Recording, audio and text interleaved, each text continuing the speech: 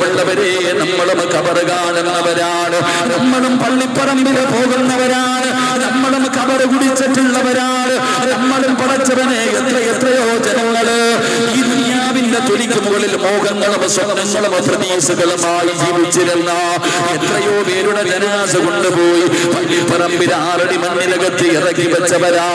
പക്ഷേ നമുക്കൊന്നും തോന്നാറില്ലല്ലോ, നമ്മൾ ഇന്ന് വരെ ചിന്തിച്ചിട്ടില്ലല്ലോ, അതിനെ കുറിച്ച് ആലോചിച്ചിട്ടില്ലല്ലോ. അല്ലാഹുവിന്റെ പ്രവാചകൻ നിറകണ്ണുകളോട് ആ പടച്ചവനെ മുത്തുനബി എവിടെ നിന്ന് പറഞ്ഞു കൊടുക്കുന്നു, സ്വഹാബാ നിങ്ങളുടെ ജീവിതത്തിലും ഇതുപോലെ ഒരു ദിവസം കടന്നു വരുമെന്ന പ്രവാചകനെ പെട്ടെന്ന് ഓർമ്മപ്പെടുത്തുമ്പോ നമ്മളിലും പലരും തമാശ പറയുന്നത് ഇവിടെ നിന്നാണ്. പടച്ചവനകത്ത് ഒരുപാട് മഹാന്മാര് കിടക്കുന്നുണ്ട്, ഒരുപാട് ഖബറുകൾ ഇതിനകത്ത് കിടക്കുന്നുണ്ട്. നമ്മളിപ്പോ ഖബർ കണ്ടിട്ട് ഇറങ്ങി വരുന്നവരാ, നമ്മളും ഖബർ കണ്ടിട്ട് ഇറങ്ങി വരുന്നവരാണ്. നമ്മളിൽ ആർക്കാണ് പടച്ചവര് ഒരു ബോധമുള്ളത്, ഒരു ചിന്തയുള്ളത്? മണ്ണിനകത്ത് കിടക്കുന്ന ഈ മഹാന്മാര് നമ്മളും ഇതുപോലെ ഒരു ദിവസം പോയി കിടക്കേണ്ടവരാണെന്നുള്ള ചിന്ത നമ്മളിൽ ആർക്കാണ് കിടന്നു വരുന്നത്? ആ ബോധം നമുക്കില്ലല്ലോ, ആ ചിന്ത നമുക്കില്ലല്ലോ. കാരണം എന്തെന്നറിയുമോ? ആ ഖബറിനെ കുറിച്ച് നമുക്കറിയാനിട്ടാണ്, ആ ഖബറിന്റെ അവസ്ഥയെ കുറിച്ച് അറിയാനിട്ടാണ് അല്ലാഹുവിന്റെ റസൂൽ നിറകണ്ണുകളോട് കരഞ്ഞുകൊണ്ട് പറയുന്നു, സ്വഹാബാ لو لم يعلم ما يأتيه بعد الموت ما أكل ولا شرب شربا إلا وهو يبغي ويضرب على صدره. കണ്ണുകളോടെ പൊട്ടിക്കരഞ്ഞുകൊണ്ട് പ്രവാചകനെ പെട്ടെന്ന് ഖബറിനെ കുറിച്ച് പറഞ്ഞു കൊടുക്കുകയാ. നമുക്ക് തമാശയാണല്ലോ, നമുക്ക് നിസാരമാണല്ലോ, പടച്ചവനെ പേടിയില്ലല്ലോ, ആ ഖബറിനെ കുറിച്ചുള്ള ചിന്തയില്ലല്ലോ. പ്രിയപ്പെട്ടവരെ, ജീവിതത്തിൽ മാറ്റം വരുത്താൻ കഴിയുന്നില്ലല്ലോ. പ്രിയപ്പെട്ടവരെ, ഖബറെന്ന് പറഞ്ഞാൽ എന്തെന്നറിയുമോ? അല്ലാഹുവിന്റെ റസൂൽ ഖബറിന്റെ ചാരത്തിരുന്നു കൊണ്ട് പൊട്ടിക്കരഞ്ഞുകൊണ്ട് തന്നെ അനുചരന്മാരോട് പ്രവാചകൻ അവിടെ പറഞ്ഞു കൊടുക്കുന്ന സഹോദരാ, അല്ലാഹുവിന്റെ റസൂൽ അവിടെ പറഞ്ഞു കൊടുക്കുകയാ.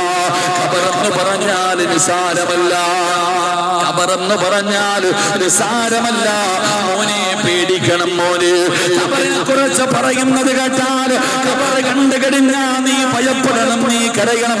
അതുകൊണ്ടാണ് മഹത്തുക്കൾ പറഞ്ഞു വരുന്നത്. മഹാനായ സയ്യിദുനാ ഉസ്മാൻ ഇബ്നു തന്റെ ജീവിതത്തിൽ ഏറ്റവും കൂടുതൽ കരഞ്ഞത് നരകത്തെ കുറിച്ച് പറഞ്ഞപ്പെടല്ല, മസ്റയെ കുറിച്ച് പറഞ്ഞപ്പെടല്ല, സിറാത്തിനെ കുറിച്ച് പറഞ്ഞപ്പെടല്ല, മീസാൻ എന്ന് പറയുന്ന ക്ലാസിനെ കുറിച്ച് പറഞ്ഞപ്പെടല്ല, അല്ലാഹുവിന്റെ ഭയാനകമായ ശിക്ഷകളെ കുറിച്ച് പറഞ്ഞപ്പെടല്ല. മഹാനായ സയ്യിദുനാ ഉസ്മാൻ ഇബ്നു അഫ്ഫാൻ റളിയല്ലാഹു തആല അൻഹു ആ സ്വഹാബിയുടെ ജീവിതത്തിൽ ഏറ്റവും കൂടുതൽ കരഞ്ഞത് എപ്പോഴെന്നറിയുമോ? ആരാ? സാധാരണ ഒരു സ്വഹാബിയല്ല. ഉസ്മാൻ തങ്ങളുടെ ചരിത്രം അറിയുമോ? അല്ലാഹുവേ, ജന്നത്തിൽ ബഖീൽ നമ്മൾ മദീനയിലേക്ക് കടന്നു പോകുമല്ലോ. ആ മദീനയിലെ ഖബർസ്ഥാനിലേക്ക് അല്ലാഹുവിന്റെ പ്രവാചകന്റെ പൊന്നുമോളും ഭാര്യമാര്, അവിടുത്തെ മക്കളും അവിടുത്തെ സ്വഹാബത്തും കിടക്കുന്ന കുടുംബക്കാര് കിടക്കുന്ന ആ ജന്നത്തിൽ ബഖീൽ എന്ന് പറയുന്ന ഖബർസ്ഥാനിലേക്ക് കടന്നു ചെല്ലുമ്പോ അതിന്റെ മധ്യഭാഗത്ത് കിടക്കുന്ന സ്വഹാബിയ മഹാനായ സയ്യിദുനാ ഉസ്മാൻ ഇബ്നു അഫ്ഫാൻ. അല്ലാഹുവിന്റെ പരിശുദ്ധമായ ഖുർആൻ വീടിനകത്തിരുന്ന് ഖുർആൻ ഓതിക്കൊണ്ടിരിക്കുന്ന സമയത്താണ് ശത്രുക്കൾ കടന്നു വന്നിട്ട് ഉസ്മാൻ റളിയല്ലാഹു തആല അൻഹുവിനെ അവിടുന്ന് കൊല്ലുന്നത്, അവിടുന്ന് കുത്തിയിറക്കുന്നത്. അവിടുന്ന് തന്റെ ശരീരത്തിലേക്ക് വാളുകൊണ്ട് അവിടുന്ന് കുത്തിയിറക്കുമ്പോ അല്ലാഹുവിന്റെ വിശുദ്ധമായ ഖുർആൻ ഓതിക്കൊണ്ടിരിക്കുകയാ. അവിടുന്ന് നോമ്പുകാരനാ, അവിടുന്ന് നോമ്പുകാരനാ. അല്ലാഹുവിന്റെ ഖുർആൻ ഓതിക്കൊണ്ടിരിക്കുന്ന സമയത്ത് അവിടുന്ന് പടച്ചവര് ശത്രുക്കൾ അവിടുന്ന് വധിക്കപ്പെടുമ്പോ അല്ലാഹുവിന്റെ ഖുർആൻ ഇങ്ങനെ നെഞ്ചത്തേക്ക് ചേർത്ത് വെച്ച സഹാബി ആ ഖുർആനിലേക്ക് തന്റെ ചുടിരക്തം ഇങ്ങനെ ഒലിച്ചു വീഴുമ്പോഴും തന്റെ ഹൃദയത്തിലേക്ക് അല്ലാഹുവിന്റെ വിശുദ്ധമായ ഖുർആൻ പടച്ചവനെ മരിക്കുന്ന സമയത്ത് തന്റെ നെഞ്ചിലേക്ക് ചേർത്ത് പിടിച്ച സ്വഹാബിയാണ് മഹാനായ സയ്യിദുനാ ഉസ്മാൻ ഇബ്നു അഫ്ഫാൻ റളിയല്ലാഹു തആല അൻഹു. തന്റെ ജീവിതത്തിൽ ഏറ്റവും കൂടുതൽ കരഞ്ഞത് എപ്പോഴെന്നറിയുമോ? അല്ലാഹുവേ, ഖബർ കാണുമ്പോഴാ, ഖബറിനെ കുറിച്ച് പറയുമ്പോഴാ. എല്ലാവരും ചോദിക്കുന്നു, എന്തേ ഉസ്മാന് തങ്ങള് നരകം പറയുമ്പോ ഇതുപോലെ കരയാറില്ലല്ലോ? ഖബറിനെ കുറിച്ച് പറയുമ്പോ, അവിടെ നിന്ന് ഖബർ കാണുമ്പോ വല്ലാതെ കരയുന്നതെന്ന് ചോദിക്കുമ്പോ, അവിടെ നിന്ന് ഉസ്മാന് തങ്ങള് പറഞ്ഞതെന്തെന്നറിയുമോ? അൽ ഖബറു അവ്വലു മൻസിലിൻ മിൻ മനാസിലിൽ ആഖിറ. ഇവിടെ രക്ഷപ്പെട്ട് കഴിഞ്ഞാൽ, ഈ ഖബറിന്റെ അകത്ത് രക്ഷപ്പെട്ട് കഴിഞ്ഞാൽ ബാക്കിയുള്ള സ്ഥലങ്ങൾ മുഴുവനും രക്ഷപ്പെടുമല്ലോ. ഇവിടെ എന്നാളും പരാജയപ്പെട്ടു പോയാ ബാക്കിയുള്ള സ്ഥലങ്ങൾ മുഴുവനും പരാജയപ്പെടുമല്ലോ. പ്രിയമുള്ളവരെ, നമുക്കെന്ത് ചെയ്യാ ചിന്ത കടന്നു വരാത്തത്? അതുകൊണ്ടാണ് തഴവ ഉസ്താദ് പറഞ്ഞത്, ഖബറന്നു കേട്ടാൽ തൽക്ഷണം ഞെട്ടേണ്ടതാ, കണ്ടാലുടൻ വിട്ടു നീ കരയേണ്ടതാ. മേടയ്ക്കു പകരം വളമാ സുബ്ഹാന റബ്ബിയതിൽ കിടക്കേണ്ടതാ നസുമാന. ഇതൊക്കെ ചിന്തിച്ചു ഈ കരയുക സോദരാ, എങ്കിൽ സുറൂറായി നീ കിടക്കും മറുകരാ. പടച്ചവനെ, ഖബറിനെ കുറിച്ച് പറയുന്നത് കേട്ടാലേ പേടിക്കണം. ഓരോ ഖബറ് കണ്ടാ കരയടാ, ഖബറ് കണ്ടാ കരയടാ. അല്ലാഹുവിന്റെ പ്രവാചകൻ സല്ലല്ലാഹു അലൈഹി വസല്ലമ തങ്ങളുടെ മുന്നിലേക്ക് അബൂദർ എന്ന് പറയുന്ന സ്വഹാബി കടന്നു വരികയാ. യാ റസൂലല്ലാഹ്, അല്ലാഹുവിന്റെ നബിയേ, നന്നാകണം നബിയേ, നന്നാകണം നബിയേ. കള്ളുകുടിയനായ നിന്റെ പേരിലല്ല, അല്ലാഹുവിനെ ഭയന്ന് ജീവിക്കുന്ന സ്വഹാബിയാണ് അബൂദർ. സാധാരണ സഹാബിയല്ല. അബൂദർ ഗിഫാരിയുടെ ചരിത്രം അറിയുമോ? അല്ലാഹുവിന്റെ റസൂൽ പെടുന്ന അബൂദറിനെ കുറിച്ച് പറഞ്ഞു തരികയാ. അബൂദർ എന്ന് പറയുന്ന സ്വഹാബി സാധാരണ ഒരു സഹാബിയല്ല. അല്ലാഹുവിന്റെ റസൂൽ പെടുന്ന പറയുകയാ, അതാ മുഖറബുൽ അംലാഖ് മലക്കു ജിബ്രീൽ അലൈഹിസ്സലാം മുതൽ തുടങ്ങുന്ന സർവ മലക്കുകൾക്കും പരിചയമുള്ള സ്വഹാബിയാണ് അബൂദർ. സാധാരണ ഒരു സഹാബിയല്ല, അല്ലാഹുവിന്റെ മലക്കുകൾക്ക് പരിചയമുള്ള സ്വഹാബി. നബിയും ജിബ്രീൽ അലൈഹിസ്സലാം അവിടുന്ന് സംസാരിച്ചു കൊണ്ടിരിക്കുമ്പോ അബൂദർ റളിയല്ലാഹു തആല അൻഹു നടന്നു പോവുകയാ. പാവപ്പെട്ടവനാണ്, ദരിദ്രനാണ്. അബൂദർ ഇങ്ങനെ നടന്നു പോകുമ്പോ ജിബ്രീൽ എന്ന് പറയുന്ന മലക്ക് ചോദിക്കുന്നു, നബിയേ, യാ റസൂലല്ലാഹ്, പോകുന്നത് അബൂദറല്ലേ നബിയേ? ജിബ്രീലാണ് ചോദിക്കുന്നത്, അത് അബൂദറല്ലേ നബിയേ? അല്ലാഹുവിന്റെ റസൂൽ പോലും ചോദിച്ചു പോയി, നിനക്ക് എങ്ങനെ എന്റെ അബൂദറിനെ അറിയാ? എന്റെ അബൂദറിന്റെ പേര് നിനക്ക് എങ്ങനെ അറിയാ? യാ റസൂലല്ലാഹ്, എനിക്ക് മാത്രമല്ല നബിയേ, ഏത് മലക്കിനോട് ചോദിച്ചാൽ അബൂദറിനെ അറിയാ നബിയേ, അബൂദറിന്റെ പേര് പറയും നബിയേ. അങ്ങനെ മലക്കുകൾക്ക് പരിചയമുള്ള സ്വഹാബിയാ. ഈ സ്വഹാബിയാണ് അല്ലാഹുവിന്റെ റസൂലിനോട് ചോദിക്കുന്നത്, യാ റസൂലല്ലാഹ്, നന്നാകണം നബിയേ, ജീവിതത്തിൽ ഒരു മാറ്റം വരുത്തണം നബിയേ, അധികമായിട്ട് എനിക്ക് ഇബാദത്തുകൾ ചെയ്യണം നബിയേ, എനിക്ക് എന്തെങ്കിലും ഒരു വഴി പറഞ്ഞു തരുമോ? എനിക്ക് എന്തെങ്കിലും ഒരു വഴി പറഞ്ഞു തരുമോ? അല്ലാഹുവിന്റെ റസൂൽ പറഞ്ഞു കൊടുക്കും, അബൂദറേ, പള്ളിപ്പറമ്പിലേക്ക് പോകൂ, ഖബർസ്ഥാനിലേക്ക് പോകൂ. പള്ളിപ്പറമ്പിൽ ചെന്ന ഖബറുകൾ കണ്ട നിന്റെ ജീവിതത്തിൽ മാറ്റം വരുമെന്ന് നബി മുഹമ്മദ് മുസ്തഫ സല്ലല്ലാഹു അലൈഹി വസല്ലമ തങ്ങൾ അവിടെന്ന് പറയുമ്പോ പ്രിയപ്പെട്ടവരെ എന്തിനാ ഇത് പറഞ്ഞതെന്നറിയോ? ഈ കാണുന്ന മക്ബറകളുണ്ടല്ലോ, ഈ മഹാന്മാര് കിടക്കുന്ന ഖബറുകളുണ്ടല്ലോ, ആ ഖബറിന്റെ ചാരത്ത് ചെല്ലുമ്പോ നമുക്ക് പരലോകത്തെ കുറിച്ച് ഓർമ്മ വരണം സഹോദരാ, മരിക്കേണ്ടവനാണുള്ള ചിന്ത വരണം സഹോദരാ. അവിടെ നമ്മളെ കൊണ്ട് തമാശ പറയാനുള്ള സ്ഥലമല്ല. അതാ ഖബർസ്ഥാനിന്റെ ചാരത്തിൽ നിന്ന് തമാശ പറയുന്നവരുണ്ടല്ലോ, അവിടെ ഇരുന്ന് കൊണ്ട് ചിരിക്കുന്നവരുണ്ടല്ലോ, ദുനിയാവിന്റെ ബിസിനസിനെ കുറിച്ച് പറയുന്നവരുണ്ടല്ലോ. വേണ്ട പൊന്നു മോനെ, നിനക്കതിന്റെ നാശം അറിയാനത്താ മഹാനായ സയ്യിദുനാ അലി ഇബ്നു അബീ ത്വാലിബ് റളിയല്ലാഹു തആല അൻഹു പറയുകയാ, നമ്മളൊക്കെ ഖബറിന്റെ ചാരത്ത് പോകും. അള്ളാഹു നമ്മുടെയൊക്കെ കുടുംബത്തിൽ നിന്ന് മരണപ്പെട്ടു പോയവരുടെ ഖബറിടങ്ങൾ അള്ളാഹു സ്വർഗമാക്കി കൊടുക്കുമാറാകട്ടെ. നമ്മളെല്ലാവരും ഖബറിന്റെ ചാരത്ത് പോകും. എങ്കിൽ ഖബറ് കണ്ടാ കരയണമെന്നാ പറയണേ.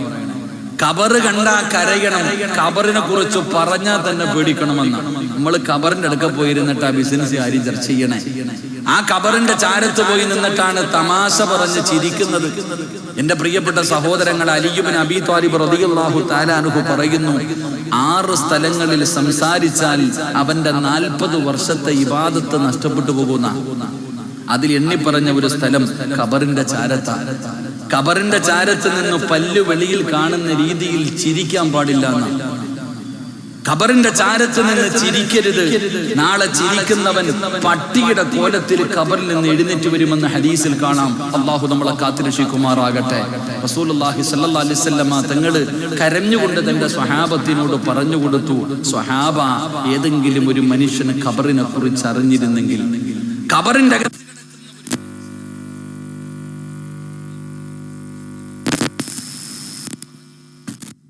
ന്ന് പറയുകയാ, മാ അഖില അഖില വലാ ശരിബ ശുറുബ ഇല്ലാ വഹുവ യബ്ഖി വയദ്രിബു അലാ സദരി. നമ്മളാരും കഴിക്കൂല, നമ്മളാരും കുടിക്കൂല. ഖബറിന്റെ അകത്ത് കിടക്കുന്ന ഒരു മനുഷ്യന്റെ അവസ്ഥ എന്താണെന്നാണെന്നിരുന്നെങ്കിൽ ഞാനും നിങ്ങളും നെഞ്ചത്തടിച്ച് വിളിച്ചു കൂവാതെ ഒരു റക്കു വെള്ളമോ ഒരു ഉരുള ഭക്ഷണമോ നമ്മൾ കഴിക്കില്ലായിരുന്നു എന്ന് മഹാനായ നബിയുനാ റസൂലുള്ളാഹി സല്ലല്ലാഹു അലൈഹി വസല്ലം. അത്രയും ഭയാനകമാണ് ഖബർ. അതാണ് പ്രവാചകൻ സല്ലല്ലാഹു അലൈഹി വസല്ലം തങ്ങൾ ഓർമ്മപ്പെടുത്തുകയാ, ഇതുപോലെ ഒരു ദിവസം നിനക്കും കുഴിക്കും, നമുക്കും കുഴിക്കും. നമ്മളെയും ഒരു ദിവസം 6 അടി മണ്ണിലേക്ക് കൊണ്ടുപോകും.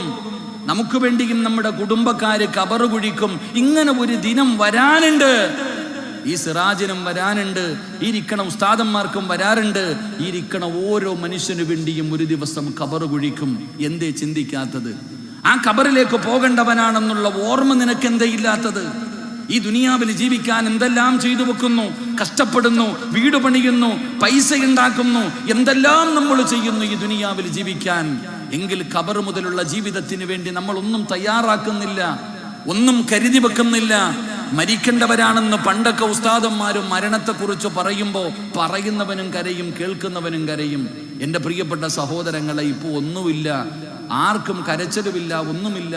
കാരണം നിങ്ങൾ തന്നെ ഒരു വഴുത് പറയാനുള്ള അറിവായി. അള്ളാഹു നമുക്ക് ഈമാൻ നൽകുമാറാകട്ടെ. മരണത്തെക്കുറിച്ച് എൻ്റെ പ്രിയപ്പെട്ട സഹോദരങ്ങളെ, ഖബറിനെ കുറിച്ച് നമ്മൾ മനസ്സിലാക്കുന്നില്ല. എങ്കിൽ ഓരോ മനുഷ്യനും നമ്മൾ സംസാരിക്കുന്നത് പോലെ ഖബറിന് നാവുണ്ടെന്ന് നബി മുഹമ്മദ് മുസ്തഫ. ഉറക്കെ നബി മുഹമ്മദ് മുസ്തഫ. നബിയുടെ പേര് പറഞ്ഞിട്ട് നമ്മൾ മദ്രസയിൽ പഠിക്കാറുണ്ട്, നിങ്ങൾ പഠിക്കണം. മദ്രസയിലെ കുട്ടികൾ ഒരു മാൻപേടയുടെ കഥ പറയാറുണ്ട്. ഒരു മാൻപേട, വേട്ടക്കാരന്റെ വലയിൽ പെട്ടുപോയ ഒരു മാൻപേടയുടെ കഥ പറയുന്നുണ്ട്. നബി സല്ലല്ലാഹു അലൈഹി വസല്ലമ തങ്ങൾ ആ മാൻപേടയുടെ അടുക്കൽ വന്നു. മാൻപേട പറഞ്ഞു, നബി എനിക്ക് പോകണം, എൻ്റെ മക്കളോക്ക് പാലൊക്കെ കൊടുത്തു, പറഞ്ഞ് സമാധാനിപ്പിച്ചിട്ട് ഞാൻ വരാം, എന്നെ ഒന്ന് കുറച്ചു നേരത്തേക്ക് വിടാൻ പറയുമോ? അപ്പൊ മുത്തുനബി സല്ലല്ലാഹു അലൈഹി വസല്ലമ തങ്ങൾ വേട്ടക്കാരനോട് പറഞ്ഞു, മാനിനെ വിടാൻ. വേട്ടക്കാരൻ ചോദിക്കുന്നു, മുഹമ്മദേ, ഇത് പോയാൽ തിരിച്ചു വരുമോ? നിനക്കെന്ത് ഓളവാ? ഇത് പോയാൽ തിരിച്ചു വരുമോ? ആ സമയത്ത് ചരിത്രം പറയുന്നത് ആ മാൻപേട പറഞ്ഞെന്ന, നബിയേ, ഞാൻ പോയിട്ട് അങ്ങയുടെ പേര് പറഞ്ഞിട്ട് ഒരു മനുഷ്യന് സ്വലാത്ത് പറഞ്ഞില്ലെങ്കിൽ അവൻ അള്ളാഹുവിൻ്റെ ശാപമുണ്ടാകുമെന്ന്. ഞാൻ പോയിട്ട് തിരിച്ചു വന്നില്ലെങ്കിൽ ആ ശാപം എനിക്കുണ്ടായിക്കോട്ടെ. അപ്പൊ നമ്മുടെ ഒരു മാനിന് പോലും ബോധമുണ്ടെന്ന മഹാനായ നബി മുഹമ്മദ് മുസ്തഫ സല്ലല്ലാഹു അലൈഹി വസല്ലമ തങ്ങൾ പഠിപ്പിക്കുന്ന ഒരു ദിവസം നമുക്ക് വേണ്ടി ഖബർ കുഴിക്കും, നമ്മളെയും കൊണ്ടുപോകും. എത്ര പോകില്ല എന്ന് പറഞ്ഞിട്ടും കാര്യമില്ല, ഞാനും നിങ്ങളും എത്ര നിലവിളിച്ചിട്ടും കാര്യമില്ല. നമ്മളെ സ്നേഹിക്കുന്നവർ തന്നെ നമ്മളെ കൊണ്ടുപോകും. എത്ര വലിയ സ്നേഹിക്കുന്നവരാണെങ്കിലും ഒരു ദിവസം നമ്മളെ ഖബറിലേക്ക് കൊണ്ടുപോകും. നമ്മൾ മരണത്തെ നേരിടേണ്ടവരാ. അതുകൊണ്ട് സഹോദരങ്ങളെ, നമുക്കൊന്നൊരുങ്ങാം. അള്ളാഹുവിന്റെ പ്രവാചകൻ സ്വല്ലല്ലാഹു അലൈഹി വസല്ലമ തങ്ങൾ പറഞ്ഞു തരികയാ. അതുകൊണ്ട് പടച്ചവനെ, മഹാനവറുകളുടെ ഉറൂസിനെ കടന്നു വന്ന എന്റെ പ്രിയപ്പെട്ടവരോട് നമുക്കൊന്നൊരുങ്ങാം. മരണത്തിന് വേണ്ടി നമുക്കൊരു മുന്നൊരുക്കങ്ങൾ നടത്താം. വെറുതെ പോകരുത്. അള്ളാഹുവിന്റെ പ്രവാചകൻ പെട്ടെന്ന് പറയുന്നു, ഖബറിന് നാവുണ്ട്. ഖബർ പള്ളിപ്പറമ്പിൽ പോകുന്ന ഓരോ മനുഷ്യനോടും സംസാരിക്കുന്നുണ്ട്. പക്ഷേ അത് കേൾക്കാനുള്ള ചെവി നമുക്കില്ലല്ലോ. പക്ഷേ കേൾക്കുന്ന ഒരു സമയമുണ്ട്. അള്ളാഹുവിന്റെ പ്രവാചകൻ സ്വല്ലല്ലാഹു അലൈഹി വസല്ലമ തങ്ങൾ പറയുകയാണ്, ഒരു മനുഷ്യന്റെ ജനാസ നമസ്കാരം കഴിഞ്ഞ് പള്ളിപ്പറമ്പിലേക്ക് കൊണ്ടുപോകുമ്പോ ഖബർ അവനോട് സംസാരിക്കുമെന്ന് ആദരവായ പ്രവാചകൻ നബി മുഹമ്മദ് മുസ്തഫ സ്വല്ലല്ലാഹു അലൈഹി വസല്ലമ തങ്ങൾ അവിടെന്ന് പറയുമ്പോ, എന്റെ പ്രിയപ്പെട്ടവരെ, ഖബർ നമ്മളോട് സംസാരിക്കുന്ന ഒരു ദിവസം വരാനുണ്ട്. അതുകൊണ്ട് ഖബർ നമ്മളോട് ഒരുപാട് രഹസ്യങ്ങൾ പറയുന്നുണ്ട്. ഒരുപാട് രഹസ്യങ്ങൾ ഖബർ നമ്മളോട് പറഞ്ഞു തരുന്നുണ്ട്. മഹാനായ ഉമർ ഇബ്നു അബ്ദുൽ അസീസ് റളിയല്ലാഹു തആല അൻഹു, ഉമർ ഇബ്നു അബ്ദുൽ അസീസ് തങ്ങളെ നമുക്ക് വല്ലാത്ത പരിചയമുണ്ടല്ലോ. അതാ മഹാനവറുകൾ അവിടുന്നൊരു മനുഷ്യന് മരണപ്പെടുകയാണ്. ഉമർ ഇബ്നു അബ്ദുൽ അസീസ് തങ്ങളുണ്ടല്ലോ, അവിടുന്ന് ജനാസ പള്ളിപ്പറമ്പിലേക്ക് കൊണ്ടുപോയി. നമസ്കാരം കഴിഞ്ഞു. അതാ ജനാസ ഖബറിന്റെ അകത്ത് ഇറക്കി വെച്ചു. എന്നിട്ട് പടച്ചവനെ, അവിടുന്ന് പലക നിരത്തി മണ്ണിട്ട് മൂടിയിട്ട് എല്ലാവരും ഖബറിന്റെ ചാരത്ത് നിന്ന് സലാം പറഞ്ഞിട്ട് തിരിച്ചു നടന്നു പോവുകയാ. എല്ലാവരും പള്ളിപ്പറമ്പിൽ നിന്ന് തിരിച്ചു പോകുമ്പോ ഉമർ ഇബ്നു അബ്ദുൽ അസീസ് തങ്ങൾ ഇങ്ങനെ ഒരു പഴയ ഖബറിന്റെ ചാരത്തേക്ക് പോകുകയാണ്. പള്ളിപ്പറമ്പിൽ ഇങ്ങനെ നിൽക്കുകയാണ്. കൂടെ വന്നവർ വിളിക്കുന്നു, തങ്ങളെ എന്തിനാ പള്ളിപ്പറമ്പിൽ നിൽക്കുന്നത്? എന്തിനാണ് ഖബർസാനിൽ നിൽക്കുന്നത്? മഹാനവറുകൾ പറഞ്ഞു, ഞാൻ അല്പസമയം ഇവിടെയൊന്ന് നിൽക്കട്ടെ. എല്ലാരും ചോദിച്ചു, മയ്യത്ത് കുളിപ്പിച്ചോ, കഫം പൊതിഞ്ഞോ, നിസ്കരിച്ചോ, ഖബറടക്കി, ഇനി എന്തിനാണ് തങ്ങള് നിൽക്കുന്നത്? ഉമർ ഇബ്നു അബ്ദുൽ അസീസ് തങ്ങൾ പറയുകയാ, ഞാൻ അല്പനേരം ഇവിടെയൊന്ന് നിൽക്കട്ടെ. എല്ലാവരെയും പറഞ്ഞു വിടുകയാണ്.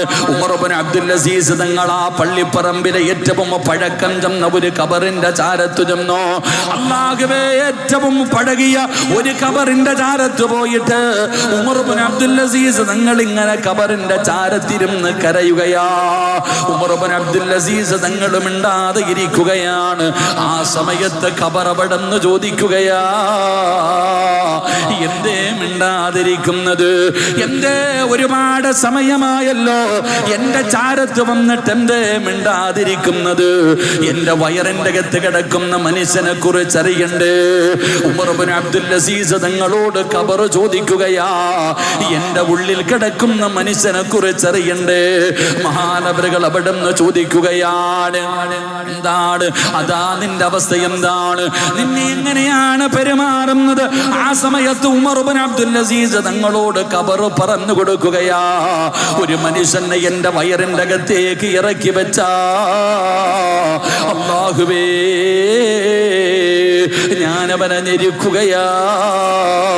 അവിടെന്ന് പറയുന്നു, ഞാനവന്റെ വസ്ത്രങ്ങൾ വലിച്ചു കീറുകയാണ്, അവന്റെ ഇറച്ചികളെ തിന്നുകയാണ്.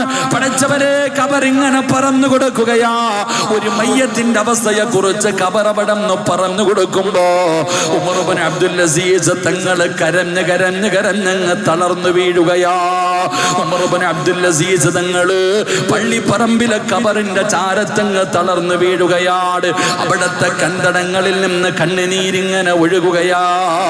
ആ സമയത്ത് ആ കരച്ചല് കണ്ടിട്ട്, മഹാനവറുകളുടെ കരച്ചല് കണ്ടിട്ട് ആ ഖബർ പോലും ചോദിക്കുകയാ, അല്ലദുല്ലുക അലാ അക്ഫാനി ലാ തുബ്ലാ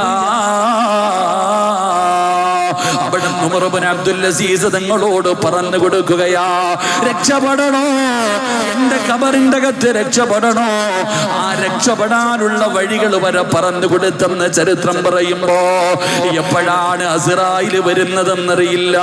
വഅദ് പറഞ്ഞുകൊണ്ടിരിക്കുമ്പോഴാണോ, കേട്ടുകൊണ്ടിരിക്കുന്ന സമയത്താണോ, വീട്ടിലേക്ക് പോകുന്ന വഴിയിലാണോ, വാഹനത്തിന്റെ അകത്താണോ, ബെഡ്റൂമിന്റെ അകത്താണോ, ബാത്റൂമിനകത്താണോ, ഐസിബിനകത്താണോ, എപ്പോഴാണ് മലക്കുൽ മൗത്ത് കടന്നു വരുന്നതെന്ന് എനിക്കും നിങ്ങൾക്കും അറിയില്ലല്ലോ. ഫകസഫിനാ അൻക ഖിതാഅക ഫബസറുകൽ യൗമ ഹദീദ്. നമ്മുടെ കണ്ണിന്റെ മുന്നിലേക്ക് ഒരു ദിവസം അവര് കടന്നു വരുമല്ലോ. അതുകൊണ്ട് സഹോദരാ, ഒരുങ്ങണേ, ഒരുങ്ങണേ. നിലവിളിക്കാ സമയമില്ല, തൗബ ചെയ്യാ സമയമില്ല, യാത്ര പറയാ സമയമില്ല, കടം തീർക്കാ സമയമില്ല. ചാരത്ത് കിടക്കുന്ന ഭാര്യയോട് പോലും ഒരു ബെഡ്റൂമിനകത്ത് ഒരു കട്ടിലിൽ ഒരു മെത്തയുടെ മുകളിൽ ഒരു പുതപ്പിന്റെ കീഴിൽ കിടക്കുന്ന, നിന്റെ ശരീരത്തിന്റെ തൊലിയോട് ചേർന്ന് കിടക്കുന്ന, നിന്നെ കെട്ടിപ്പിടിച്ച് കിടക്കുന്ന നിന്റെ പ്രിയപ്പെട്ട ഭാര്യയോട് പോലും നിനക്ക് യാത്ര പറയാ സമയം കിട്ടണമെന്നില്ല. ഒന്ന് പൊരുത്തം ചോദിക്കാൻ, ഒന്ന് പൊരുത്തം ചോദിക്കാൻ സമയം കിട്ടണമെന്നില്ല വാപ്പാ. അതുകൊണ്ട് പെങ്ങളെ, അല്ലാഹുവിന്റെ പ്രവാചകൻ അവിടെന്ന് പറഞ്ഞു തരികയാ, ഒരുങ്ങണേ, ഒരുങ്ങണേ. വെറുതെ മരിച്ചാ പോരാ, മരിക്കുന്നതിന് മുമ്പ് ആ മരണത്തെ സ്വീകരിക്കാൻ, ആ മരണത്തെ നേരിടാൻ നീ ഒരുങ്ങണേ എന്ന് നബി മുഹമ്മദ് മുസ്തഫ സല്ലല്ലാഹു അലൈഹി വസല്ലമ തങ്ങൾ പറയുമ്പോ നമ്മളിൽ പലർക്കും മരിക്കാൻ പേടിയാ. എന്റെ പ്രിയപ്പെട്ട സഹോദരങ്ങളെ, എത്രയോ പേര് ഭാര്യയും ഭർത്താവും ഒരു ബെഡ്റൂമിനകത്ത് ഒരുമിച്ച് കിടന്നു. രാവിലെ എഴുന്നേറ്റ് പനങ്ങണില്ല, രാവിലെ വിളിച്ചപ്പോ എഴുന്നേക്കണില്ല. എന്റെ പ്രിയപ്പെട്ടവരെ, അടുത്ത് കിടന്നവർ പോലും അറിഞ്ഞിട്ടില്ല മരിച്ചത്. ഒരു പൊരുത്തം ചോദിക്കുവാനോ ഒരു യാത്ര പറയാനോ സമയം കിട്ടൂല. അതുകൊണ്ട് അങ്ങനെയുള്ള മരണം വരുന്നതിന് മുമ്പ് ഒരുങ്ങുക. അള്ളാഹു ഭാഗ്യം തരുമാറാകട്ടെ. അള്ളാഹു നമുക്ക് ഒരുങ്ങാൻ ഭാഗ്യം തരുമാറാകട്ടെ. ഉറക്കപ്പറ, അള്ളാഹു ഒരുങ്ങാൻ ഭാഗ്യം തരുമാറാകട്ടെ. നമുക്കൊക്കെ പേടിയാ മരിക്കാൻ. മരണം എന്ന് പറഞ്ഞാൽ നമുക്ക് വലിയ ഭയവാ. എൻ്റെ പ്രിയപ്പെട്ട സഹോദരങ്ങളെ, നമ്മൾ ഭയന്നാലും ഭയന്നില്ലെങ്കിലും മരണം വരും. അതാ മനസ്സിലാക്കണ്ടേ. അല്ലാഹുവിന്റെ റസൂൽ സല്ലല്ലാഹു അലൈഹി വസല്ലമ തങ്ങൾ പറഞ്ഞു, തുഫത്തുൽ മുഅ്മിനിൽ മൗത്ത്. റസൂലുള്ളാഹി സ്വല്ലല്ലാഹു അലൈഹി വസല്ലമ തങ്ങൾ പറയുന്നു, മരണം എന്ന് പറഞ്ഞാൽ നമ്മൾ എന്തിനാ ഈ മരണത്തെ ഭയക്കുന്നത്? ആ മരണത്തിന് വേണ്ടിയുള്ള മുന്നൊരുക്കങ്ങളും തയ്യാറെടുപ്പുകളും നടത്തി കഴിഞ്ഞാൽ ചരിത്രം പറയുന്നുണ്ട്, ഒരു മനുഷ്യന്റെ റൂഹ് പിടിക്കാൻ അസ്റായിൽ എന്ന് പറയുന്ന മലക്ക് കടന്നു വന്നു അത്രേ. ഒരു മനുഷ്യന്റെ റൂഹ് പിടിക്കാൻ മലക്ക് കടന്നു വന്നു. അസ്റായിൽ അലൈഹിസ്സലാം വന്നപ്പോൾ ആ മനുഷ്യനോട് ചോദിച്ചു, അള്ളാഹു പറഞ്ഞിട്ടുണ്ട് നിന്റെ വല്ല ആഗ്രഹം ഉണ്ടെങ്കിൽ ആഗ്രഹം സാധിച്ചതിന് ശേഷമേ റൂഹ് പിടിക്കാവൂ എന്ന് അള്ളാഹു പറഞ്ഞിട്ടുണ്ട്, എന്താണ്? ആ സമയത്ത് ആ മനുഷ്യൻ പറഞ്ഞു, 40 കൊല്ലമായിട്ട് ഞാൻ നിന്നെ കാത്തിരിക്കാം, എനിക്കൊരാഗ്രഹമില്ല പെട്ടെന്ന് പിടിക്കാൻ. 40 വർഷമായിട്ട് അസ്റായിൽ നിന്നെ കാത്തിരിക്കാൻ തുടങ്ങിയിട്ട് എനിക്കൊരാഗ്രഹമില്ല, പെട്ടെന്ന് പിടിച്ചോളാനാ പറഞ്ഞത്. നമ്മളോ? അല്ലാഹു അലം. അല്ലാഹു നമ്മളെ കാത്തിരക്ഷിക്കുമാറാകട്ടെ. അതുകൊണ്ട് സഹോദരങ്ങളെ, നമുക്കൊരുങ്ങാം. വെറുതെ മരിച്ചാ പോരാ, വെറുതെ മരിച്ചാ പോരാ. ആ മരണത്തിന് മുമ്പ് നമ്മൾ ചെയ്തു വെക്കേണ്ട ചില കാര്യങ്ങളുണ്ട്. ആ കാര്യങ്ങൾ എന്താണെന്ന് ഇൻഷാ അല്ലാഹ് നമ്മുടെ ഇന്നത്തെ ക്ലാസ്സിലൂടെ പഠിച്ച് നമുക്ക് ദുആ ചെയ്തു പിരിയാം. അല്ലാഹു ഭാഗ്യം നൽകുമാറാകട്ടെ. നമ്മൾ മനസ്സിലാക്കേണ്ട ചില കാര്യമുണ്ട്. വെറുതെ അങ്ങ് പോയിട്ട് കാര്യമൊന്നുമില്ല, വെറുതെ അങ്ങ് പോയിട്ട് കാര്യമൊന്നുമില്ല. പോകുമ്പോൾ നല്ലതുപോലെ പോകണം. ഇവരൊക്കെ അതല്ലേ നമുക്ക് കാണിച്ചെന്നേ. സമസ്തയുടെ ഓരോ പണ്ഡിതന്മാരെ എടുത്തു നോക്ക്, ഓരോ മനുഷ്യനെ എടുത്തു നോക്ക്. ഓരോരുത്തരുടെയും മരണം പറയുമ്പോൾ കോരി തെരിച്ചു പോകും. ഇവിടെ നിന്നിങ്ങനെ തുടങ്ങി ഓരോ മഹാന്മാരുടെയും ഈ അവസാനം പോയവരുടെ മരണം വരെ പറയുമ്പോൾ എൻ്റെ പ്രിയപ്പെട്ട സഹോദരങ്ങൾ, നമ്മൾ മനസ്സിലാക്കണം. ഉദാഹരണം പറഞ്ഞാൽ, മഹാന്മാരുടെ കാര്യം പോകട്ടെ, വലിയ മഹത്തുക്കളുടെ കാര്യം പോകട്ടെ,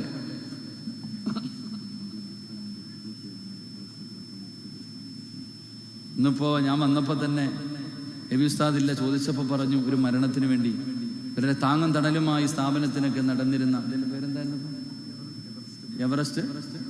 അള്ളാഹു ഇവിടുത്തെ കബറിടം അള്ളാഹു സ്വർഗമാക്കി കൊടുക്കുമാറാകട്ടെ.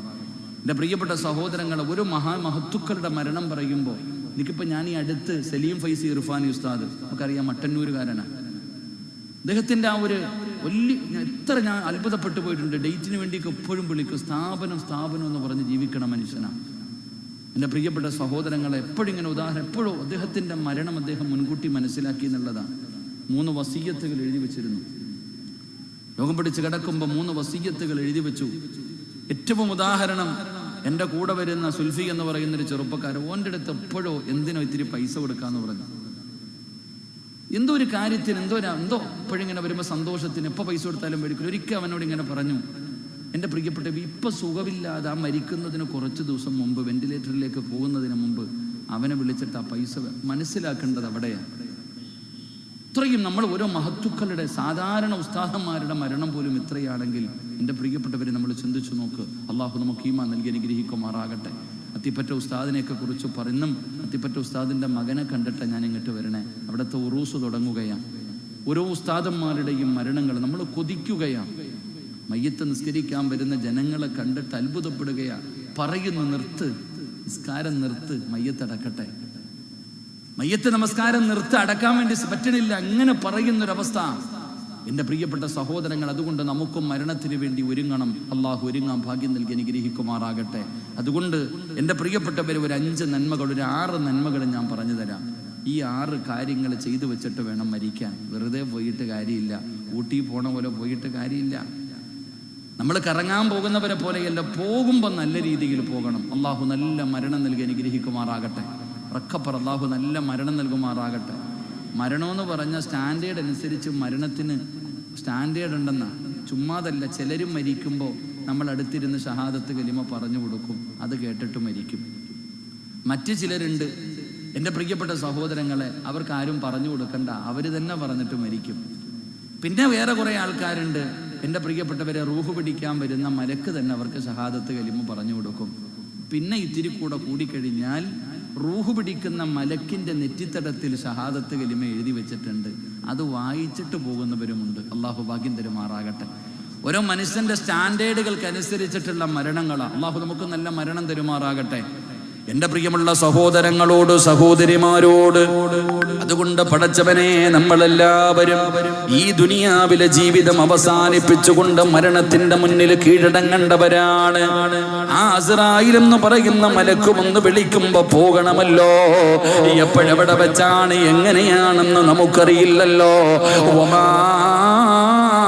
തദ്രി നഫ്സുൻ മാദാ തക്സിബു ഗദാ വമാ തദ്രി നഫ്സുൻ ബിഅയ്യി അർദിൻ തമൂത്. അത് അല്ലാഹുവിന് മാത്രം അറിയുന്ന രഹസ്യമാണല്ലോ. അത് അല്ലാഹുവിന് മാത്രം അറിയുന്ന രഹസ്യമാണല്ലോ. എപ്പോഴെവിടെ വെച്ചാണ് മരിക്കുന്നതെന്ന് നമുക്കറിയില്ലല്ലോ.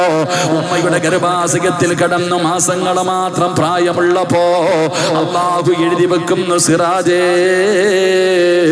ഇത്രാമത്തെ വയസ്സില് ഇന്ന സ്ഥലത്ത് കിടന്ന് നീ ഇങ്ങനെയാണ് മരിക്കുന്നത്. അല്ലാ, അത് തട്ടിമാറ്റാൻ ആരെക്കൊണ്ടും കഴിയില്ലല്ലോ. അതുകൊണ്ട് മരണം എന്തായാലും നമ്മളെ തേടി വരും. അതുകൊണ്ട് എൻ്റെ സ്നേഹനിധികളായ എൻ്റെ ഉമ്മമാരോട്, രാവിലെ മുതൽ വൈകുന്നേരം വരെ വീടിനകത്ത് അടുപ്പിന്റെ ചുവട്ടിൽ കിടന്ന് കഷ്ടപ്പെട്ട് മക്കളെ നോക്കാ, ഭർത്താവിനെ നോക്കാ, ഭർത്താവിന്റെ മാതാപിതാക്കൾക്ക് വേണ്ടി ഭക്ഷണമുണ്ടാക്കി തളർന്ന ശരീരവുമായി കിടന്നുറങ്ങേണ്ട സമയത്ത് വയത് കേൾക്കാൻ കടന്നു വന്ന ഉമ്മ, എൻ്റെ പ്രിയപ്പെട്ട പെങ്ങന്മാര്, നിങ്ങളുടെ പ്രായമുള്ള പെണ്ണുങ്ങൾ വീടിനകത്തിരുന്ന് സീരിയൽ കണ്ടിട്ട് കരയുകയാ.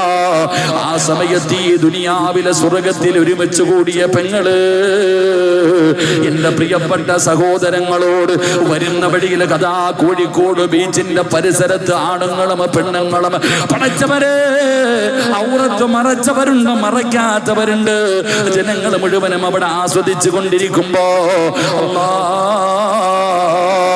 ഇവിടത്തെ ഉറൂസിന്റെ വഅദിന്റെ സദസ്സിലേക്ക് കടന്നു വന്ന യുവത്വത്തിന്റെ നടുവിലൂടെ നടന്നു പോകുന്ന ചെറുപ്പക്കാരാ,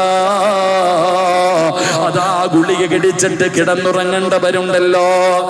ഇൻസുലിൻ എടുക്കുന്ന വാപ്പമാരെ, നിങ്ങൾ ഉറക്കമൊഴിഞ്ഞിട്ട് ഇവിടെ ഇരിക്കുന്നത് വെറുതെയല്ല, എന്തെങ്കിലും ഒരു പ്രയോജനം വേണ്ടേ?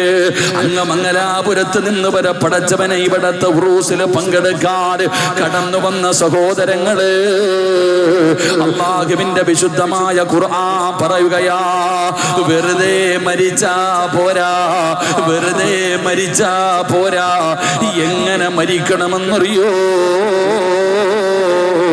യാ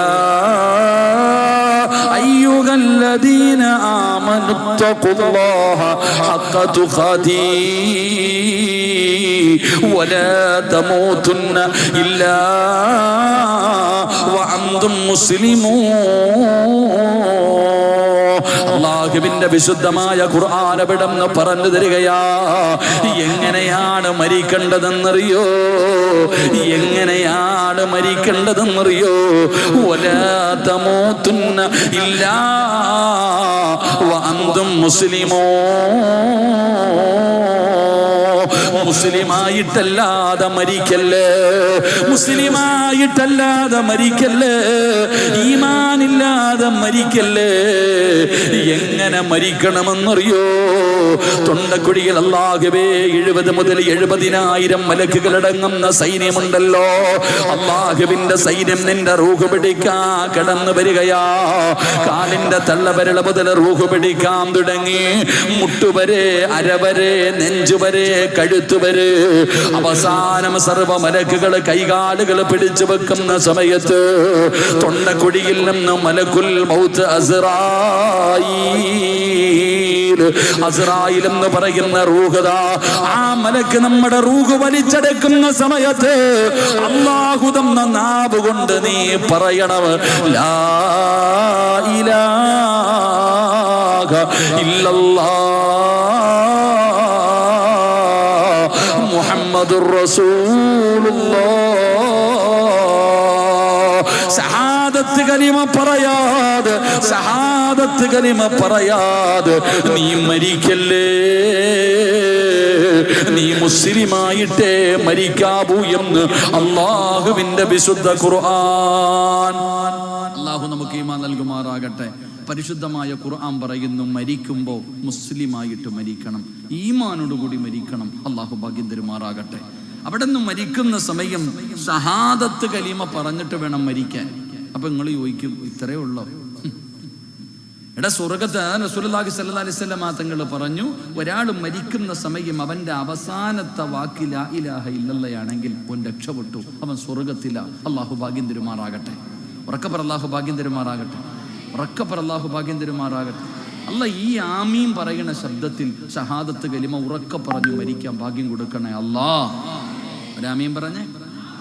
എൻ്റെ പ്രിയപ്പെട്ട സഹോദരങ്ങൾ, അപ്പോൾ സ്വർഗത്തിൽ പോകണമെങ്കിൽ ലാ ഇലാഹ ഇല്ലല്ലാഹ് പറഞ്ഞിട്ട് മരിച്ചാൽ മതി. ഇപ്പം നമ്മൾ ചിന്തിക്കും, ഇത്രയേ ഉള്ളോ? ഇതല്ലേ എപ്പോഴും പറഞ്ഞുകൊണ്ട് നടക്കണേ.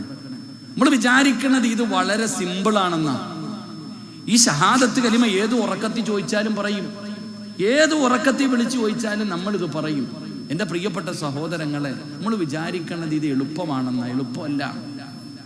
അത് എളുപ്പമായിരുന്നെങ്കിൽ എന്തിനാ പിന്നെ ഓർമ്മിപ്പിക്കാൻ പറഞ്ഞത്? മഹാനായ നബിഗിന റസൂലുള്ളാഹി സ്വല്ലല്ലാഹി അലൈഹി വസല്ലം മരിക്കാൻ കിടക്കുന്ന മനുഷ്യന്റെ ചാരത്ത് പോയിരുന്നിട്ട് ലാ ഇലാഹ ഇല്ലല്ലാഹ് പറഞ്ഞു കൊടുക്കാൻ, ഓർമ്മിപ്പിക്കാൻ എന്തിനാ പറഞ്ഞേ? അവിടെയും പറഞ്ഞല്ലോ, ആ മരിക്കാൻ കിടക്കുന്ന മനുഷ്യൻ ഏറ്റവും കൂടുതൽ ഇഷ്ടപ്പെടുന്ന ആൾ വേണം പറഞ്ഞു കൊടുക്കാൻ. എൻ്റെ പ്രിയപ്പെട്ടവരെ, നമ്മൾ വിചാരിച്ചിരിക്കണത് ഇത്തിരി താടിയുണ്ട്, നിസ്കരിക്കാറുണ്ട്, ഹജ്ജിന് പോയിട്ടുണ്ട്, നിസ്കാര തഴമ്പുണ്ട്, പടച്ചവനെ എല്ലാ വഴുതിനും പോകും, സ്വർണ്ണം ഊരിക്കൊടുക്കും, നമ്മൾ പറ്റൂന്നാ കരുതിയിരിക്കണം. നമ്മളങ്ങ് ഉറപ്പിച്ചു പറ്റൂന്ന്. നമ്മളിൽ പലരും ഉറപ്പിച്ചു വെച്ചിരിക്കുക, നമ്മൾ മുസ്ലിമായിട്ടേ മരിക്കൂ എന്ന് നമുക്കൊരു ഉറപ്പുണ്ട് എങ്കിൽ, എൻ്റെ പ്രിയപ്പെട്ട സഹോദരങ്ങളെ, ഖുർആൻ എടുത്ത് നോക്ക്. അള്ളാഹുവിന്റെ പരിശുദ്ധമായ ഖുർആൻ എടുത്ത് നോക്ക്. മഹാനായ ഖലീലുല്ലാഹി ഇബ്രാഹിം നബി അലൈഹിസ്സലാം അള്ളാന്റെ ഖലീല, അള്ളാനെ ആരാധിക്കുന്നതിന് വേണ്ടി ലോകത്ത് ആദ്യമായിട്ട് പള്ളി കെട്ടിയ മഹാനായ ഖലീലുല്ലാഹി ഇബ്രാഹിം നബി അലൈഹിസ്സലാം ഒരു പള്ളി കെട്ടാന്ന് വെച്ചാൽ അള്ളാഹ്ക്ക് എത്ര വലിയ ഇഷ്ടമുള്ള കാര്യമാണ്. അള്ളാഹ് ഇബാദത്ത് ചെയ്യാൻ ഒരു പള്ളി കെട്ടിക്കൊടുക്കാന്ന് വെച്ചാൽ എത്ര മഹത്വമുള്ള കാര്യമാണ്. അപ്പൊ അങ്ങനെയുള്ള കഅബാലയം അള്ളാന്റെ അർശിന്റെ നേരെ താഴ്ഭാഗത്ത് ഈ ഭൂമിയുടെ മധ്യഭാഗത്ത് ഒരു പള്ളി കെട്ടി, കഅബാലയം. ഈ കഅബാലയം പണിതിട്ട് ഇബ്രാഹിം നബി ചെയ്ത ദുആ എന്താ? ഇബ്രാഹിം നബി ചെയ്ത ദുആ പരിശുദ്ധമായ ഖുർആൻ എടുത്ത് നോക്ക്. അല്ലാഹുവേ, അല്ലാഹുമ്മ അവിടെ നിന്ന് പറയുന്നുണ്ട്, റബ്ബനാ തഖബ്ബൽ മിന്നാ, പടച്ചവനെ നീ ഇത് സ്വീകരിക്കണേ അല്ലാഹ്. ഒരു പള്ളി കെട്ടിക്കൊടുത്തിട്ട് അള്ളാഹിനോട് പറയുന്നു, പടച്ചവനെ അല്ലാഹുവേ നീ ഇത് സ്വീകരിക്കണേ അല്ലാഹ്. അടുത്ത ചോദ്യം എന്തെന്നറിയോ? ഈമാനോടുകൂടി മരിപ്പിക്കണേ അല്ലാഹ്. ഒരു പള്ളി കെട്ടിക്കൊടുത്തിട്ട് ഇബ്രാഹിം നബി അള്ളാഹുവിനോട് ദുആ ചെയ്യുന്ന, പടച്ചവനെ ഈമാനോടുകൂടിയുള്ള ഒരു മരണം തരണേ അല്ലാഹ്. ഇബ്രാഹിം നബിക്ക് ഉറപ്പില്ലായിരുന്നു. ഉമ്മ, നിനക്കാ ഉറപ്പുണ്ട്. ഇബ്രാഹിം നബി അലൈഹിസ്സലാമിന് അത്രയാ ഉറപ്പില്ലായിരുന്നു. ഇബ്രാഹിം നബി അല്ലാഹുവിനോട് അവിടുന്ന് ദുആ ചെയ്യുകയാ. എന്റെ പ്രിയപ്പെട്ട സഹോദരങ്ങള്, അതാ യൂസുഫ് നബി അലൈഹിസ്സലാമിന്റെ ചരിത്രം എടുത്തു നോക്ക്. ഈജിപ്തിന്റെ ഭരണാധികാരിയായി തന്റെ രാജസിംഹാസനത്തിലേക്ക് കടന്നു പോകുന്ന യൂസുഫ് നബി അലൈഹിസ്സലാം അല്ലാഹുവിനോട് ദുആ ചെയ്യുകയാണ്. എന്തേ ദുആ ചെയ്തത്? റബ്ബി ഖദ് ആതൈതനി മിനൽ മുൽക് വഅല്ലംതനി മിനത് തഅവീലിൽ അഹാദീസ് സമാവാതി والأرض أنت ولي في الدنيا والآخرة توفني مسلما. ഈജിപ്തിന്റെ ഭരണാധികാരിയായ യൂസുഫ് നബി അലൈഹിസ്സലാം അവിടെ അല്ലാഹുവിനോട് ദുആ ചെയ്യുന്നു, അല്ലാഹ് ഈമാനുള്ള മരണം തരണേ അല്ലാഹ്. എന്റെ പ്രിയപ്പെട്ടവരെ, യൂസുഫ് നബി കുറപ്പില്ലായിരുന്നു. മഹാനായ ഇബ്രാഹിം, യാക്കൂബ്, രണ്ട് പ്രവാചകന്മാര്, ഇബ്രാഹിം നബിയും യാക്കൂബ് നബി അലൈഹിസ്സലാം, ആ പ്രവാചകന്മാര് തന്റെ മക്കൾക്ക് അവിടുന്ന് വസിയ്യത്ത് ചെയ്യുകയാ. വവസാ ബിഹാ ഇബ്രാഹിം ബനീഹി വയാക്കൂബ് യാ ബനിയ ഇന്നല്ലാഹ അസ്തഫാ ലകുമുദ്ദീന ഫലാ തമൂതുന്ന ഇല്ലാ വഅൻതും മുസ്ലിമൂൻ. പ്രവാചകന്മാരും തന്റെ മക്കളോട് പറഞ്ഞു കൊടുക്കുകയാണ്, മരിക്കുകയാണെങ്കിൽ ഈമാനോടുകൂടിയേ മരിക്കാവൂ. എന്തിനാ? ഈ ലോകം തന്നെ സൃഷ്ടിക്കാ കാരണക്കാരനായ മഹാനായ നബി മുഹമ്മദ് മുസ്തഫ സല്ലല്ലാഹു അലൈഹി വസല്ലമ തങ്ങള് അല്ലാഹുവിന്റെ പ്രവാചകനെ പാതിരാത്രിയിൽ മുത്തുനബി അവിടുന്ന് സുജൂദിൽ കിടന്ന് കരയുകയാ. അല്ലാഹുവിന്റെ റസൂലിന്റെ പ്രിയപ്പെട്ട ഭാര്യയായ മഹ്ദിയായ ആയിഷ ബീവി റളിയല്ലാഹു തആല അൻഹ പറയുകയാ, അല്ലാഹുവിന്റെ റസൂൽ പാതിരാത്രിയിൽ സുജൂദിൽ കിടന്ന് കരയുകയാണ്. മുത്തുനബി അവിടുന്ന് കരയുകയാ. എന്തോ പറഞ്ഞുകൊണ്ട് റസൂലുള്ളാഹി തങ്ങള് കരയുകയാ. ആയിഷ ബീവി റളിയല്ലാഹു തആല അൻഹ അവിടുന്ന് ഉറക്കത്തിൽ നിന്ന് ഞെട്ടി ഉണരുകയാണ്. എന്നിട്ട് ചിന്തിക്കുന്നു, അല്ലാഹ് മുത്തുനബി എന്തേ പറയുന്നത്?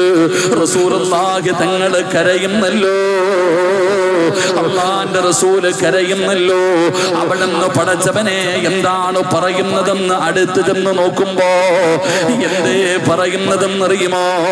യാ മുകല്ലിബൽ ഖുലൂബ്, ഹൃദയങ്ങളെ മറിച്ചു കളയുന്ന അല്ലാഹ്, എന്റെ ഹൃദയത്തെ ദീനിൽ ഉറപ്പിച്ച് നിർത്തണേ അല്ലാഹ്. ലോകത്തിന്റെ നേതാവ് പോലും അവിടുന്ന് കരയുകയാ. ആയിഷ ബീവി റളിയല്ലാഹു തആല അൻഹ അവിടുന്ന് ചോദിക്കുന്നു, നബിയേ, യാ റസൂലല്ലാഹ്, അല്ലാഹുവിന്റെ റസൂലേ, ഉറപ്പില്ലേ നബിയേ, ഉറപ്പില്ലേ നബിയേ? ആയിഷ, നൂലിൽ കെട്ടിയിരിക്കുന്ന പട്ടം പോലെയാ, നൂലിൽ കെട്ടി തൂക്കിയിട്ടിരിക്കുന്ന പട്ടം പോലെയാടൊരു മനുഷ്യന്റെ ഹൃദയം. കാറ്റടിക്കുമ്പോ അത് എങ്ങോട്ട് വേണമെങ്കിലും പറക്കാം ആയിഷ. ഇതുപോലെയാണ് മനുഷ്യന്റെ ഹൃദയമെന്ന് പ്രവാചകൻ അവിടെന്ന് പറയുമ്പോ 5 നേരം നിസ്കരിച്ച് അല്ലാഹുവിന്റെ പരിശുദ്ധമായ കഅബയിൽ പോയി ഹജ്ജ് ചെയ്തവരുണ്ടല്ലോ, ഹാഫിളീങ്ങളുണ്ടല്ലോ. എത്രയോ പേര് പടച്ചവനെ ഈമാനില്ലാതെ മരിച്ചു പോയ കഥകളറിയാ, ആത്മഹത്യ ചെയ്തവരുടെ കഥയറിയുമല്ലോ. പ്രിയപ്പെട്ടവര്, അല്ലാഹുവിന്റെ പരിശുദ്ധമായ കഅബയിൽ പോയി അല്ലാഹുവിന്റെ അതിഥിയായി അല്ലാഹുവിന്റെ റസൂൽ പറഞ്ഞല്ലോ, അൽ ഹജ്ജുൽ മബ്റൂർ ലൈസ ലഹു സവാബുൻ ഇല്ലൽ ജന്ന. ഹജ്ജ് ചെയ്തവന് സ്വർഗമാ, ഹജ്ജ് ചെയ്തവന് സ്വർഗമാ. 700 പേര് 400 പേരെ സ്വർഗത്തിൽ കൊണ്ടുപോകാൻ അവസരമുള്ളവനാ ഹാജി. എന്റെ പ്രിയപ്പെട്ടവര്, കാസർഗോഡ് ജില്ലയിലല്ലേ ഒരു ഹജ്ജ് കഴിഞ്ഞു വന്ന ഹാജിയാര് തന്റെ വീടിന്റെ മുന്നിലെ ജനലില് അല്ലാഹുവേ അവിടുന്ന് തൂങ്ങി മരിച്ച വാർത്ത വായിച്ചവരാ. എത്രയോ പേര് കൊലകുമ്പന്മാര്.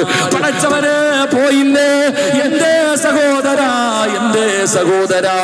എങ്കിലും പടച്ചവനെ ജീവിച്ചിരുന്ന കാലം മുഴുവനും അല്ലാഹുവിനെ എതിര് പ്രവർത്തിച്ചു അതാ മോശമായ ജീവിതം നയിച്ചിട്ട് മരിക്കുന്നതിന് സെക്കൻഡ് മുമ്പ്, മരിക്കുന്നതിന് കുറെ നാള് മുമ്പ് അല്ലാഹുവിന്റെ പരിശുദ്ധമായ ദീനിലേക്ക് കടന്നു വന്നിട്ട് മഹാന്മാര് പോകുന്നത് പോലെ, അല്ലാഹുവിന്റെ ഔലിയാക്കന്മാര് പോകുന്നത് പോലെ പടച്ചവനെ കൊതിപ്പിച്ചു കൊണ്ടുപോയി എത്രയോ പേരുടെ ചരിത്രമറിയാ. എന്റെ പ്രിയപ്പെട്ടവരെ, തിരുവനന്തപുരത്ത് പാളയം പള്ളി എന്ന് പറയുന്ന ഒരു പള്ളിയുണ്ട്. പോയിട്ടുള്ളവർക്കറിയാ, ആ പാളയം പള്ളിയുടെ സൈഡിലൊരു കബറ് കാണാ. ആരുടെ കബറെന്നറിയുവോ? ആരുടെ കബറെന്നറിയോ? അതാ പടച്ചവനെ കമലാസുരയ്യ മാധവിക്കുട്ടി എന്ന് പറയുന്ന പടച്ചവനെ അതാ ഒരു കവിത എഴുതുന്ന മഹദിയാണ്. പടച്ചവനെ അവരുടെ കഥകൾ വായിച്ച, അവരുടെ പുസ്തകങ്ങൾ വായിച്ച പടച്ചവനെ നമ്മുടെ കണ്ണ് നിറഞ്ഞു പോകും. അങ്ങനത്തെ രീതിയിലുള്ള സെക്സ് കലർന്നിരുന്ന പുസ്തകം എഴുതിയ മഹദി അല്ലാഹുവിന്റെ വിശുദ്ധമായ ഖുർആൻ അവിടുന്ന് അർത്ഥം പഠിച്ചപ്പോ എന്റെ പ്രിയപ്പെട്ടവരെ, പാളയം പള്ളിയുടെ പരിസരത്ത് കിടക്കുന്നുണ്ട്. എന്തൊരു മരണമായിരുന്നെന്നറിയോ? എന്തൊരു മരണമായിരുന്നെന്നറിയോ? നിങ്ങളെ അല്ലാഹു പറയുകയാ, അല്ലാഹുവിന്റെ റസൂല് പറയുകയാ, എപ്പോഴും അല്ലാഹുവിനെ മാറ്റിമറിക്കാൻ കഴിയും. ഹൃദയങ്ങളെ നിയന്ത്രിക്കുന്നവൻ അല്ലാഹുവാ. എപ്പോ വേണമെങ്കിലും അതിനെ മാറ്റിമറിക്കാൻ അല്ലാഹുവിന് കഴിയും. അതുകൊണ്ട് നെളിയണ്ട. ഫർദ ധരിച്ചെന്ന് പറഞ്ഞ്, കയ്യിൽ തസ്ബീഹുണ്ടെന്ന് പറഞ്ഞ് ഒരിക്കലും നീ നെളിയല്ലേ, ഒരിക്കലും നീ അങ്ങ് ഉറപ്പിക്കല്ലേ. അതുകൊണ്ട് അല്ലാഹുവിന്റെ റസൂല് പറയുകയാ, ഈമാനുള്ള മരണം വേണോ? ഈമാനുള്ള മരണം വേണോ? ഈമാനില്ലാതെ മരിക്കല്ലേ. ഈമാനുള്ള മരണം കിട്ടണമെങ്കിൽ അതിന് വെറുതെ നടന്നാ പോരാ, ഇതുപോലെ ജീവിച്ചാ പോരാ, അല്ലാഹുവിനെ മറന്നുകൊണ്ട് നടന്നാ പോരാ. പെങ്ങളെ, മാറ്റം വേണം മോളെ. ജീവിതത്തിൽ മാറ്റം കൊണ്ടുവരണം, സ്വഭാവങ്ങളിൽ മാറ്റം കൊണ്ടുവരണം, ഇബാദത്തുകൾ അധികരിപ്പിക്കണം. ഏറ്റവും കുറഞ്ഞത് അല്ലാഹുവിന്റെ റസൂല് പറയുകയാ, നിങ്ങൾ ദുആ ചെയ്യണേ, നിങ്ങൾ ദുആ ചെയ്യണേ. എല്ലാവരും അല്ലാഹുവിനോട് ദുആ ചെയ്യുമല്ലോ, സ്വർഗ്ഗം തരണേ അല്ലാ, പടച്ചവനെ നരകത്തിൽ നിന്ന് രക്ഷപ്പെടുത്തണേ അല്ലാ, ഖബർ ജീവിതം നന്നാക്കണേ അല്ലാ, നല്ല മക്കളെ തരണേ അല്ലാ, സമ്പത്ത് തരണേ അല്ലാ, ജോലി തരണേ അല്ലാ, സാലിഹത്തായ ഭാര്യയെ തരണേ അല്ലാ. സഹോദരാ, നീ ഇനി മുതൽ ദുആ ചെയ്യുമ്പോ അല്ലാഹുവിനോട് ദുആ ചെയ്യണം. അല്ലാഹുവേ, ഈമാനുള്ള ഒരു മരണം തരണേ അല്ലാ. മുത്തുനബി എവിടെന്ന് പറയുകയാ, അല്ലാഹുവിന്റെ റസൂൽ എവിടെന്ന് ദുആ ചെയ്യുമായിരുന്നു. യാ മുകല്ലിബൽ ഖുലൂബ് സബ്ബിത് ഖൽബി അലാ ദീനിക. അവിടെന്ന് പ്രവാചകൻ പറയുകയാ, നിങ്ങൾ ദുആ ചെയ്യണേ.